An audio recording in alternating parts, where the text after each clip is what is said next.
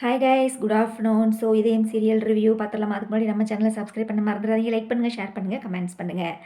என்ன கைஸ், சிங்கம் ஒன்று கூறப்பட்டதே, அதுக்கு நல்ல காலம் பிறந்துருச்சு நேரம், அந்த மாதிரி இருக்குது கைஸ்.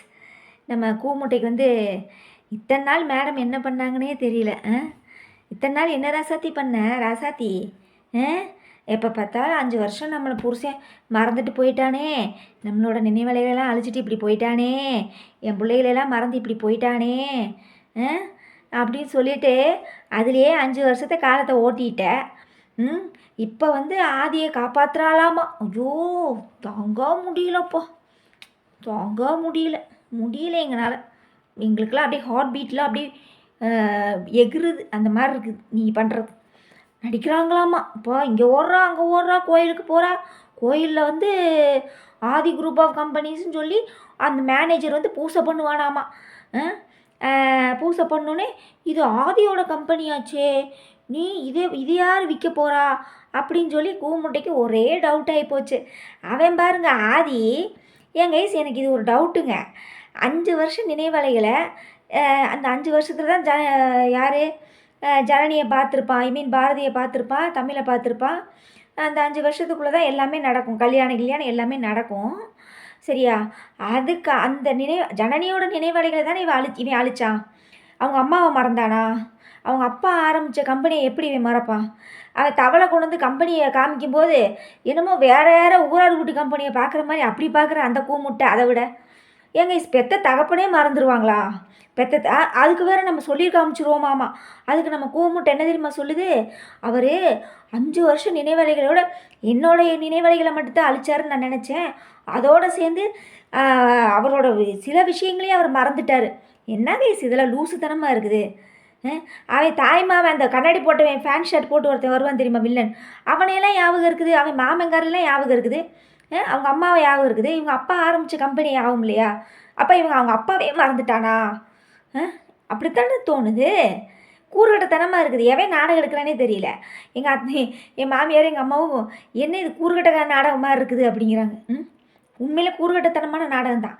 ஏப்பா அந்த மாமே ஞாபகம் இருக்கானாமா? சரியா? அவங்க அம்மா ஞாபகம் இருக்கானாமா? அந்த கம்பெனியை எப்படி கேஸ் மறக்க முடியும்? அப்பா சாமி, எனக்கு இந்த பழைய படங்கள்லாம் பார்க்க இந்த நெஞ்சிருக்கும் வரைன்னு ஒரு படம் இருக்கும். அதில் இந்த பழைய ஞாபகங்கள்லாம் கொண்டு வந்து சினிமாவில் காமிப்பாங்க, பார்த்துருக்கீங்களா? அந்த மாதிரி இப்போ இந்த சீரியல் போயிட்டுருக்குது. ஐயோ சாமி, முடியல. அப்புறம் நம்ம மித்ராவும் சுதாகரும் அந்த நம்ம பவானி கையெழுத்து வாங்க சொல்லியிருப்பாள்ல, அதை ஏமாற்றி கையெழுத்தை வாங்கிடுறாங்க. ஆதியும் சைன் போட்டு கொடுத்துட்டான்னு சொல்லி இந்த கம்பெனியை விற்க போகிறதா ஒரே புலம்பல். சரியா? அந்த வாட்ச்மேன் ஐயா, அம்மா வந்துட்டிங்களா? பாரதி அம்மா வந்துட்டிங்களா? நீங்கள் முத்தையா அண்ணன் தானே? இது ஆதியோட கம்பெனின்னு தான் தெரிஞ்சு வந்திருக்கிறா. அப்புறம் அந்த வாட்ச்மேன்ட்ட இது ஆதியோட கம்பெனி தான் கேட்டால் அந்த வாட்ச்மேன் நல்லா மூஞ்சில் அடித்த மாதிரி கேட்பான் பாருங்க. என்னம்மா இப்படி கேட்குறீங்க? நீங்கள் ஆதி சார் எல்லாம் இங்கே வந்து ஒர்க் பண்ணவங்க தானம்மா, வேலை செஞ்சவங்க தானம்மா அப்படின்னு சொல்லி அந்த வாட்ச்மேன் மூஞ்சில் அடித்த மாதிரி கேட்பான் பாருங்க. அது சரியான நோஸ் கட்ட அவளுக்கு. அப்புறம் இந்த கம்பெனியை விற்காதீங்க, 500 குடும்பம் வாழ்ந்துட்டு இருக்குது இதை நம்பி. தயவு செஞ்சு ஆதி சார் வந்து நேரில் வந்து பேசினா மட்டும்தான் இதுக்கு ஒரு விடிவு காலம் வரும் அப்படிங்கிறாப்புல. சரி, பார்க்கலாம் இனி என்ன நடக்க போகுதுன்னு தெரியல, வெயிட் பண்ணி பார்ப்போம். ஸோ டேரக்டர் வந்து இதில் என்ன ட்விஸ்ட்டு வச்சுருக்காருன்னு தெரியல. ஸோ இப்போ தான் வந்து கதைக்களை வந்து நல்லா சூடு பிடிச்சிருக்கு கைஸ். சூப்பர், வேறு லெவலு. அதுக்கு வேணால் நம்ம ஒரு ஹேண்ட்ஸ் ஆஃப் சொல்லிடலாம். ஏன்னா கதையை எப்போ பார்த்தாலும் மித்ரா பாரதி ஆதி, கண்ணாடி பாட்டி தவக்கலை, இல்லைன்னா மீனா, அந்த அம்மா மீனாவோட அம்மா திலகா பாட்டி, அப்புறம் இந்த லண்டன் பாட்டி நந்தினி, இந்த கேரக்டர்ஸுகளோடய பார்த்து எங்களுக்கு போர் அடிச்சு போச்சு. சரியா? எப்பயாவது வந்து மரகதம்மா வரும், எப்பயாவது துரை வருவான், அவ்வளோதான். இது இந்த மூஞ்சிகளை பார்த்து சடிஞ்சதுக்கு இப்போ பழைய அந்த ஆதி கம்பெனியை காமிக்கும்போது எனக்கே அந்த இடத்துல ஜனனியெல்லாம் பார்க்கும்போது ஆசையாக இருக்கு. உண்மையிலேயே இந்த பல்லவியை தூக்கி போட்டுட்டு ஜனனியவே இந்த சீரியல் நடிக்க வச்சுருந்த நாடகம் வேறு லெவலாக இருந்திருக்கும், சூப்பராக இருந்திருக்கும். ஏன்னா அந்த பழைய கம்பெனிக்குள்ளெல்லாம் வரும்போதெல்லாம் எப்படி அந்த நம்ம சீசன் 1 பார்த்தோம்ல கைஸ், ஆதியும் நம்ம ஜனனியும் பாரதியும் அந்த லவ் பண்ண சீனு, அது எல்லாமே நல்லா இருக்கும். அந்த ஆஃபீஸில் பண்ணுற சேட்டைகள் எல்லாமே நல்லாயிருக்கும். அதுக்கப்புறம் அவன் ஃப்ரெண்டை வந்து ஓனரை நடிக்க வச்சுருப்பான், நல்லாயிருக்கும். அந்த சீன்லாம் பார்த்திங்கன்னா ரொம்ப நல்லாயிருக்கும். அப்புறம் எல்லாமே டோட்டலா அப்படியே கொலாப்ஸ் ஆன மாரி இருக்குது. ஜனனி இந்த சீரியல விட்டு போனது. So okay done. வேற என்ன? ஸோ எப்படியாவது நம்ம ஆதியோட கம்பெனிய வந்து காப்பாத்தியே ஆகணுன்ற மாரி தான் இருக்குது. ஓகே கேஸ், உங்களோட நிறை குறைகள சொல்லுங்க. மத்த சீரியல் கார்த்திகை தீபம் என்ன கேஸ் இப்படி ஆயிப்போச்சு? அவைங்க அங்க ஜோசியர வந்து கார்த்தி வந்து நிரூபணம் நிரூபிச்சுட்டு இருக்கையில இங்க வந்து ரோஹிணி வந்து இப்படி தப்பான ஒரு முடிவு எடுக்கிற மாரி காமிக்கிறாங்க. ஆனா அப்படிதான் காமிப்பாங்க. பார்டர்ல வந்து நம்ம ஹீரோ வந்து தடுத்துருவாருன்னு நெனைக்கிறேன். அப்படின்னு நம்ம நெனைக்கிறோம்.